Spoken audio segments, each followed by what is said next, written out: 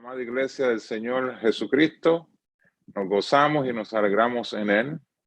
Y en esta noche, amada Iglesia, quisiera que fueran conmigo y nos consagráramos al estudio de su palabra, que pudiéramos separar este tiempo y dedicárselo al Señor, que nos apartemos de todo aquello que pueda causar distracción y enfoquemos nuestra mirada, como dice la palabra, puesto los ojos en Jesús, el autor y consumador de nuestra fe.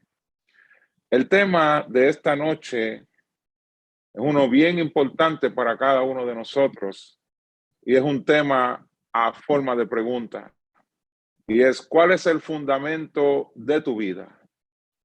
Y el texto base o el fundamento de este mensaje es Hechos 4, verso número 11. Y leemos la poderosa palabra del Señor para la gloria del Padre, del Hijo y del Espíritu Santo. Amén. Este Jesús es la piedra desechada por vosotros los constructores, la cual ha venido a ser piedra angular. Los fundamentos, amados hermanos, puede ser que usted tenga un poco más de conocimiento que yo sobre esto, pero lo que yo puedo asimilar por fundamentos son aquellos baluartes o pilares que solidifican o fortalecen cualquier estructura. Por más débil que aparente ser la misma, si su fundamento es sólido, jamás se caerá o se moverá. No debido a la estructura en sí misma, sino al fundamento donde está puesta esa estructura, sino al fundamento que la sostiene. En el caso de la vida del cristiano, sería muy importante enfatizar, amada Iglesia, en dónde está nuestro fundamento. Una evaluación bien sincera y honesta de cada uno de nosotros acerca de esa pregunta. ¿En dónde está fundamentada mi vida? Porque por el hecho de que nos llamemos cristianos, eso no evidencia que su fundamento es Cristo. La palabra que nosotros usamos para describirnos no necesariamente evidencia que su fundamento en verdad es Jesucristo. Y cuando hablamos de fundamento en nuestras vidas como creyentes, a lo que nos referimos es a cuáles son los principios y valores que están rigiendo tu vida. En una ocasión yo hablé con un cristiano, un hombre de Dios que lo consideraba muy consagrado al Señor, y yo le hice esa pregunta: ¿qué es lo que está rigiendo tu vida? Y la respuesta que él me dijo fue la siguiente: yo sé por dónde tú vienes, pero hay muchas filosofías humanas que son muy buenas. Y yo le respondí: ¿tú sabes qué? Pueden ser buenas, pero jamás van por encima de la verdad. Así que hay muchos cristianos que han establecido su vida sobre otros fundamentos y no necesariamente Jesucristo. Jesucristo, porque el fundamento o cimiento es la base donde usted ha puesto su confianza, ya sea Dios o en donde predominen sus decisiones. ¿Y cómo respondemos entonces a la pregunta, cuáles son los principios y valores que están rigiendo mi vida? Evaluando nuestras decisiones, evaluando nuestras acciones, evaluando las palabras que decimos diariamente. Y yo no sé cuántos de ustedes hacen eso. ¿Cuántos de ustedes o yo también evaluamos lo que decimos, con qué intención lo decimos, evaluamos las decisiones que tomamos, cuáles son las intenciones de ellas, y evaluamos las palabras que decimos, en dónde están fundamentadas esas palabras? ¿Cuál es el fundamento de ellas? ¿Cuál es el fundamento? Mis decisiones, acciones y palabras que decimos diariamente están basadas en la fe en Cristo? Ese es el fundamento de mi estilo de vida, es Cristo y su palabra, o el fundamento de mis decisiones son las filosofías huecas humanas, como me compartió aquel hermano, y sin sentido espiritual que la corriente de este mundo caído practica diariamente. ¿Cuáles son entonces en donde están basadas mis decisiones, mis acciones y mis palabras? Todo creyente en Jesucristo debe ser un fiel discípulo e incansable seguidor de él. Por una simple o sencilla razón. La vida cristiana no se trata de ningún concepto o argumento de hombre. No es el hombre terrenal en una humanidad caída quien define la vida cristiana, sino es Jesucristo. Él es el fundamento, la base sólida de la vida cristiana. No podríamos vivir una vida cristiana genuina o verdadera apartándonos del fundamento. Y me van a perdonar, pero esta es la realidad. Este ha sido el gran error del hombre creado, que han tratado de establecer una vida cristiana fuera, apartado y distanciado del fundamento que es Cristo y su palabra. Podríamos mencionar algunos factores que han llevado al hombre a esta práctica de establecer una vida cristiana fuera del fundamento. Veamos el primer punto que nos comparte el libro o el autor de los Hechos. Hechos número 4, capítulo 4, vamos a ver el verso 11, la parte A. Dice la palabra del Señor para la gloria del Padre, del Hijo y del Espíritu Santo. Amén. Este Jesús es la piedra que hicieron los hombres, desechada por vosotros los constructores. Interesante revelación, ¿verdad, hermano? ¿Se ha detenido a escuchar o a evaluar lo que Dios nos está revelando con ese texto que el autor del libro de los Hechos nos comparte? Es una interesante revelación acerca del hombre, porque fíjense quiénes son los que están desechando al Dios encarnado. ¿Quiénes son? Los mismos hombres que él creó para él. Son los que están asumiendo una posición de rechazar a su creador para salvarlos y para darles una morada con él. Lo que revela, amado hermano, esta acción es y decisión de los hombres es su soberbia. ¿Y en dónde está puesta su confianza? Eso es lo que revela lo que dice Hechos 4:11. Su soberbia y en dónde estaba su confianza. Comenzaron a pensar que ellos eran suficientes.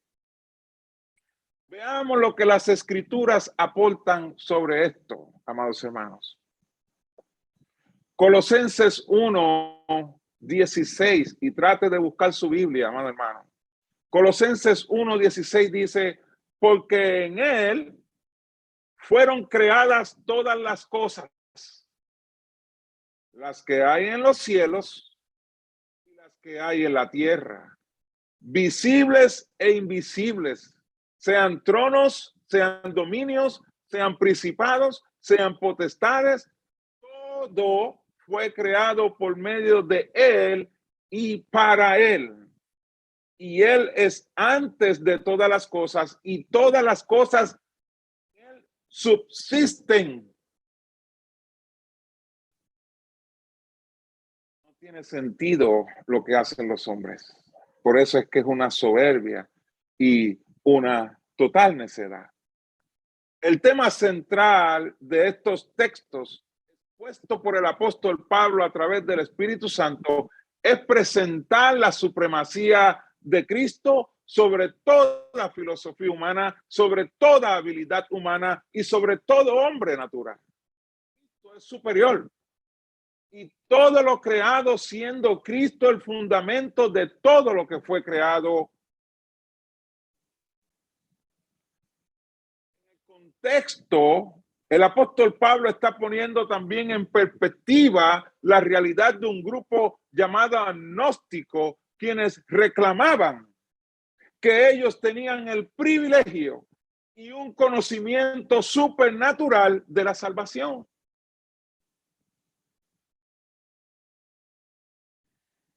Y por lo tanto el apóstol Pablo le escribe esta carta a los creyentes en Colosas, que era una ciudad pequeña al suroeste, si no me equivoco, de lo que hoy conocemos como Turquía. Así que Pablo está percibiendo de esta realidad que le estaba rodeando. Escribe a ellos y los pone sobre aviso sobre los falsos argumentos y enseñanzas que estos agnósticos compartían y todavía siguen en este siglo haciendo lo mismo, cuyo fin de ellos era minar el fundamento de la fe en Cristo de estos hombres, que esa fe estaba en un continuo desarrollo y crecimiento, según el mismo apóstol Pablo cita de ello en Colosenses 1, el verso 3 y 4. Dice, siempre orando por vosotros, damos gracias a Dios, Padre de nuestro Señor Jesucristo, habiendo oído de vuestra fe en Cristo Jesús y del amor que tenéis a todos los santos. Así que estos hombres y mujeres de Dios estaban envueltos en el desarrollo y crecimiento en la fe en Jesucristo, pero habían unos hombres perversos que estaban tratando de minar su fe, estableciendo otro fundamento cuando solamente hay uno. Pablo resalta el fundamento de la fe de los hermanos de Colosas en Jesucristo, pero también busca ser claros ante todos la naturaleza e identidad de Jesús. Y a su vez refutar, que significa rechazar la idea de aquellos que desafiaban la deidad y divinidad de Jesús. Pablo enfatiza en que Cristo es superior a todo y lo que esto implica para la vida de todo creyente. Como todos sabemos, amados hermanos, y también predicamos, Dios envió a su único Hijo para rescatarnos de todas las áreas de pecados en las que vivíamos, todas horribles y detestables delante de Dios, pero en su eterna gracia y misericordia nos perdonó. Predicamos eso, creemos eso, y también nos limpió y nos salvó para su gloria. Todos hablamos de esto, predicamos esto, compartimos esto, lo creemos. Pero esto que hablamos y predicamos y creemos tiene unas implicaciones para usted y para mí. Implica algo. Lo que Cristo vino a hacer por ti, por mí, tiene unas implicaciones para usted y para mí. Él no nos salvó para dejarnos iguales en una condición pecaminosa. No, no acepte eso, ni crea eso, ni practique eso. Él no nos salvó para dejarnos en la misma condición, que nos avergonzaba, que nos robaba la dignidad, sino para vivir en el fundamento inconmovible de los siglos que es Jesucristo. Para eso Él nos salvó. Si nos apartamos del fundamento que es Cristo, por seguir las ideas de los hombres, entonces enfrentaremos graves problemas. Miren lo que dice el libro de Colosenses, capítulo 1, verso 21 al 23. Y a vosotros también, que erais en otro tiempo extraños, está hablando de usted y de mí, éramos extraños y enemigos en vuestra mente, haciendo malas obras,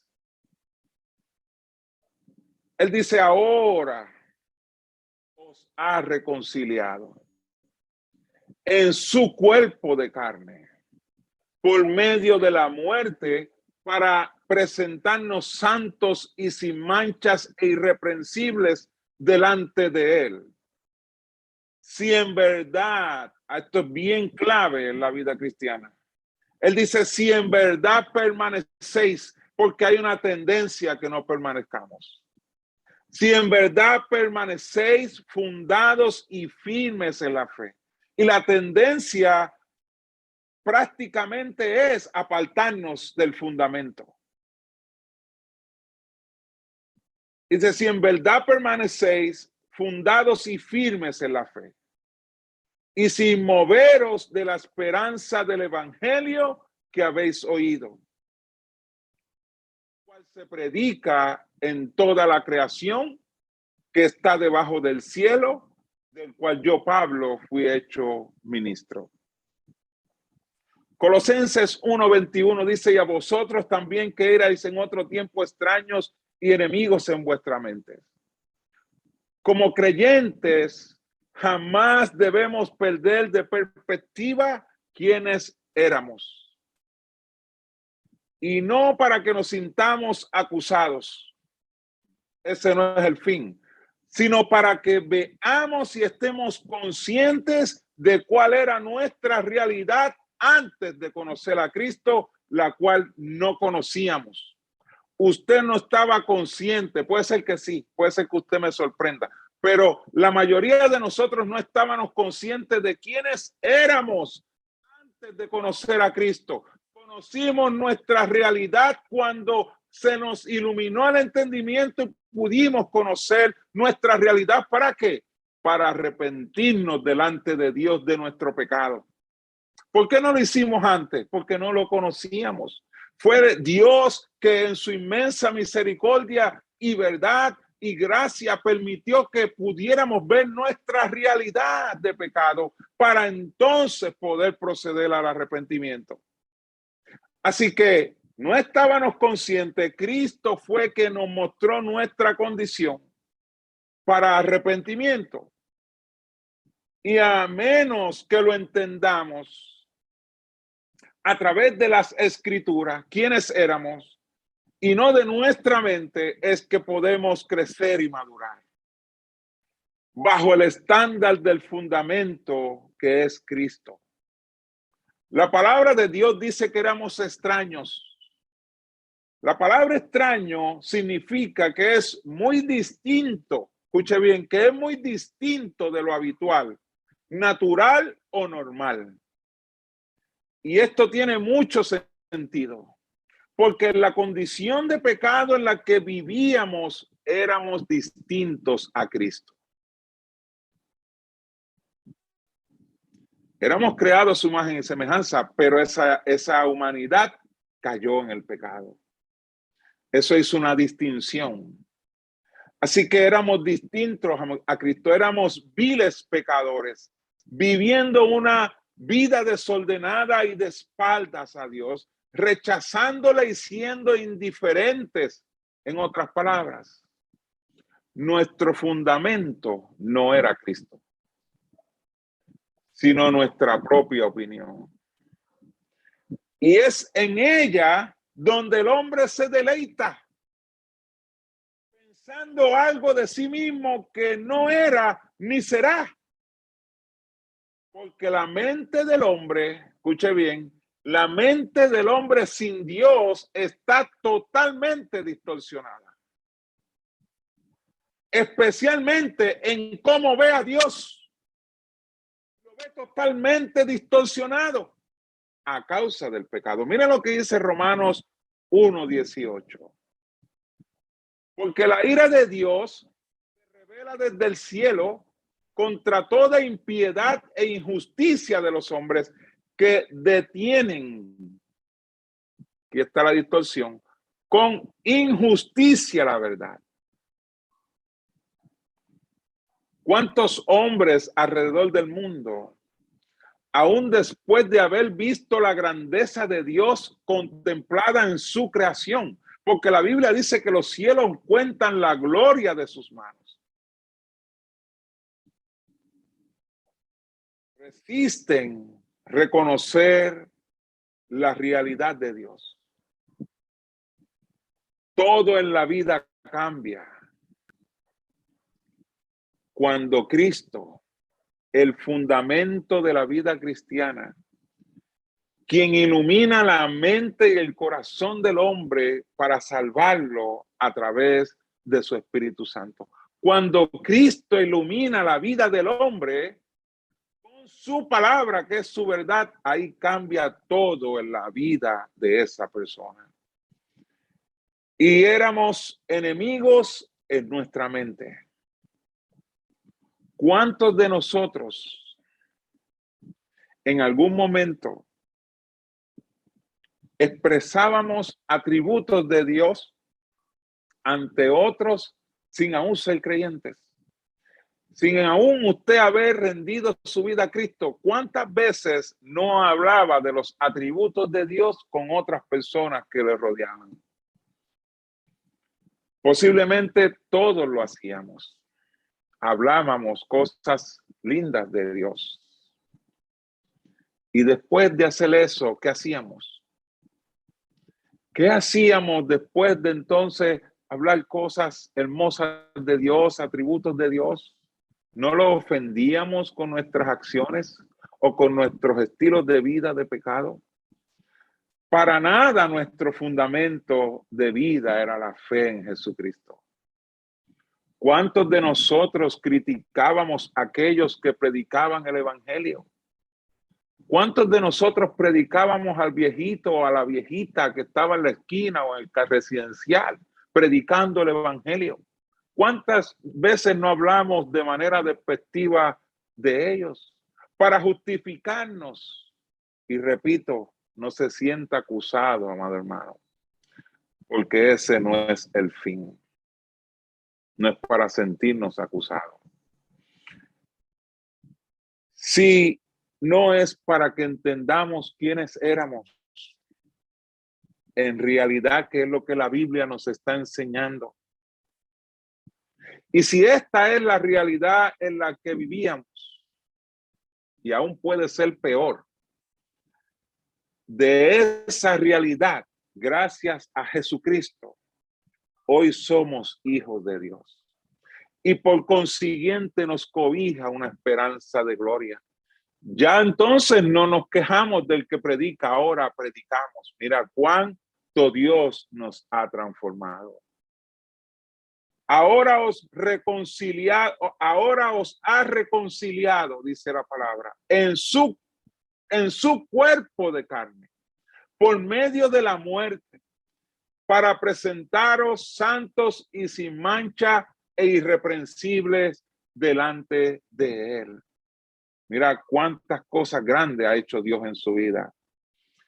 Una reconciliación, amado hermano, es un acto muy poderoso. Eso es un acto potente. ¿Cuántas personas no han llegado hasta la lamentable día de la muerte y por consiguiente a la tumba y no pudieron reconciliarse con sus seres queridos? ¿Cuántos que usted conozca, pero cuántos que no conocemos han llegado al día de la muerte y por consiguiente la tumba y no se reconciliaron con sus seres queridos? ¿Cuántos no habrán pasado por ese dolor? En cambio, Dios no permitió que Dios no permitió que usted llegara a la tumba.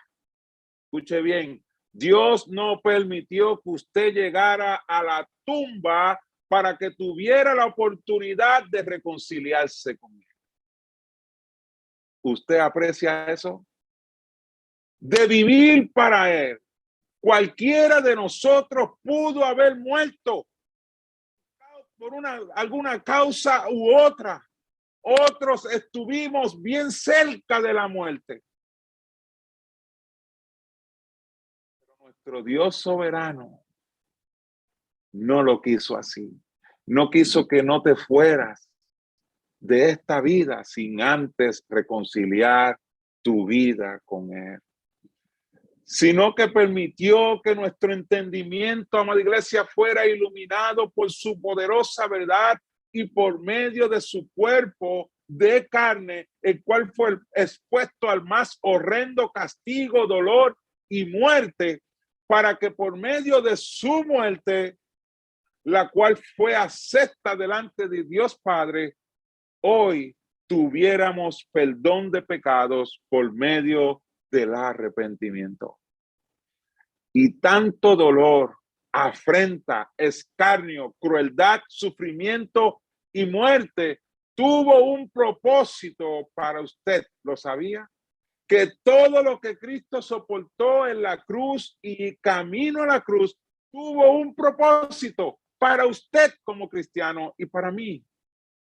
Y ese propósito fue para presentaros, qué lindo es Dios, para presentaros santos y sin mancha e irreprensibles delante de Él. Ese es el propósito por el cual Cristo soportó la cruz, para presentaros santos y sin mancha e irreprensibles delante de Él. ¿Lo aprecia usted? ¿Lo puede ver, amado hermano? ¿Puede ver lo que Dios nos está mostrando? Jesucristo abrió la puerta a la santidad y al cielo que Adán había cerrado a causa del pecado y su propósito. El propósito de Cristo está bien claro y definido. Y es presentar a su iglesia delante del Padre una santa y sin mancha e irreprensible. Y esto no va a cambiar. Ese estándar no va a cambiar. Pero para que se cumpla en su vida y en mi vida, hay una cosa que es necesaria: que Él sea el fundamento de su vida.